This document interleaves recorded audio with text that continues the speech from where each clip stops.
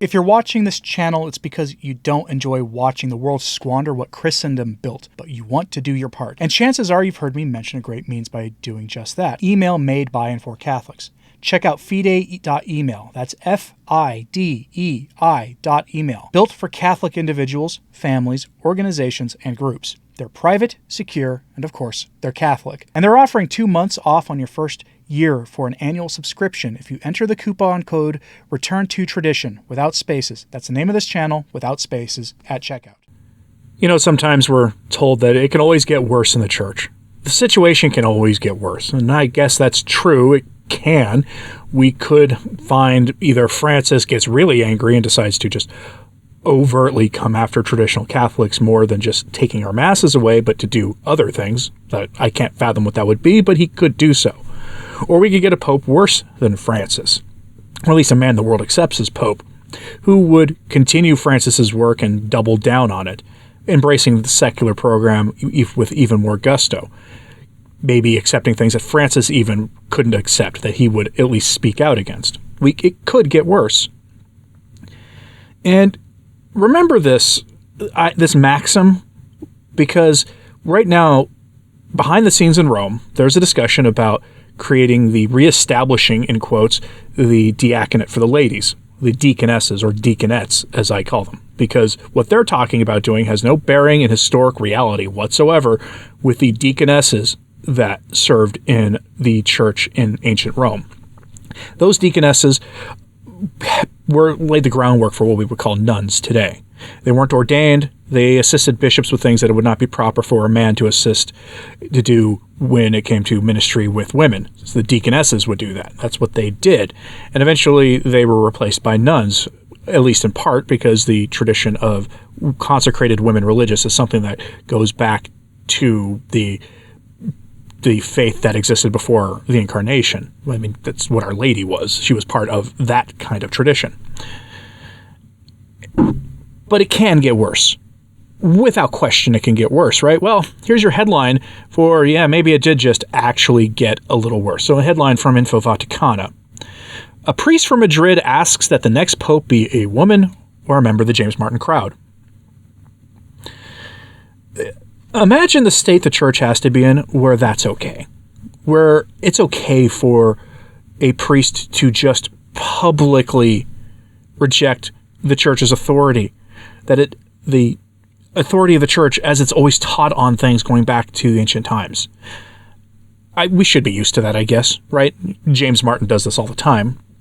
He has said plenty of things himself positively about the prospect of opening up ordination to whoever the world wants us to ordain this week. But James Martin's known for a sin that has become synonymous with his name has become synonymous with. That he advocates for something and has said categorically that he thinks even Scripture is wrong on that issue. Denying the inerrancy of Scripture is heresy, and I doubt that James Martin, a putative priest, does not know that the faith requires him to believe and proclaim and affirm that Scripture is inerrant. I doubt he doesn't know that, so we can chalk that one up to formal heresy on his part, just like we can with this. How do you get a lady pope? Well, you get that by getting lady cardinals. And how do you get lady cardinals? You get lady bishops and archbishops. Well, how do you get them? You get priestesses. Well, how do you get them? You get deaconesses. Do you see how this works in reverse? Yes, it's the slippery slope, but as we've discovered, those of you paying attention to the social degradation in the last decade or so, the slippery slope is very real. Once you open the door for one thing, they want the next thing, and the next, and the next, and the next. That is what the spirit of revolution is. And this bishop this priest in this story is a perfect embodiment of that spirit at work. It's from the article, quote, "We will see if the statements of the priest Javier Baeza have the same consequences as those promoted by other priests of sensitivity radically opposite to that of this leftist priest, as he himself reflects on his social networks." Meaning, and this is a translation, meaning we will see if he suffers the same consequences that conservative and traditional priests have said for saying, just upholding the faith publicly in ways that people don't like. Javier Baeza Atienza, priest of Ancharevias, has been interviewed by Cadena SCR, where he has left a large number of pearls, contrary to Catholic doctrine, the magisterium, and tradition.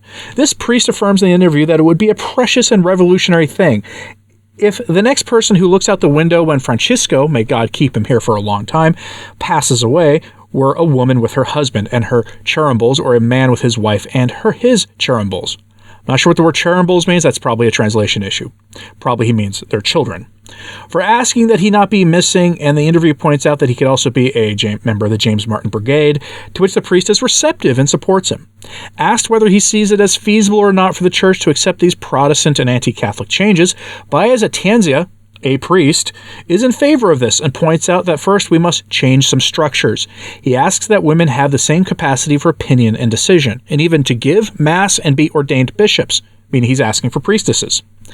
In addition to asking that women be able to be priests, he prefers to go further and openly defends that, quote, there are no priests, neither men nor women, that the communities choose whoever presides over their celebration that day, meaning he wants laity to choose who their priests are, like what they're doing in Germany. In a simple glance at his social networks, you can see his special sensitivity for everything that smacks of the media, political, social, and ecclesial left. End quote. What does that mean? This priest is a committed man of revolution. That's what it means. That he does not possess the Catholic sense. This is what we're dealing with in the church today, in the modern world. Priests like this are very common in Europe. But I'm going to try to give you a bit of a sign of hope here. We have it on good authority that Jesuit seminaries, that the rectors of these seminaries are worried because increasing numbers of conservative young men and traditionally minded young men are enrolled in the seminary, and that there's so many of them now that they can't really do anything about it. It used to be that the seminaries would find out that a seminarian was too rigid and too traditional, and they would push him out. They would find a reason, if he was publicly prayed his rosary, if he said the breviary every day in a way that was more traditional, say a traditional translation as opposed to the contemporary one, if he was, known to be a Fatimist, or any of these other things, if he was dedicated to the traditional Mass, known to be quietly learning how to offer it secretly. If he was known to do any of those things, they would find a way to dismiss him. That's becoming increasingly difficult because the only people attracted to the seminary anymore, largely, are men who are more traditionally minded. Many of them are choosing to keep their heads down in seminary, but as their numbers grow, as their ranks swell in the seminaries, they will not have to keep their heads down nearly as much. We know this is the case with the Jesuits. We know this is the case in many diocesan seminaries, and it's probably the case in religious orders too. They are very concerned. Men like this will not be a good example of priests for all that much longer. I reckon in 10 years, there will be discord among diocesan priests, factions, overt factions in every diocese, between the older guard who are Bergoglian in their leanings, perhaps reflected by whoever's sitting on the throne of Peter at the time, and these more traditional priests. But what goes with that, because some of these bishops will not just will let that slide. Some of these bishops will resist that as much as they can. So what will go with that will probably be the Coalition for Cancelled Priests, Veganos Exsurge Domine, and other organizations like them will probably be swelling with ranks of canceled priests too. There is a schism in the church already. It's just de facto. Everyone is pretending that it's not existing already. But for those of you who don't go to your nearby diocesan parish because the new Mass there is offered irreverently, badly, is offered like a clown Mass, or the priest preaches heresy, so you drive a little distance to some other parish, you'll know what I'm talking about because you live it every day. For traditionalists like myself who only go to traditional Masses, drive great distances for it, we live it every day. There is a de facto schism. Will it become overt? I don't know. But priests like this priest here who calls for a popette,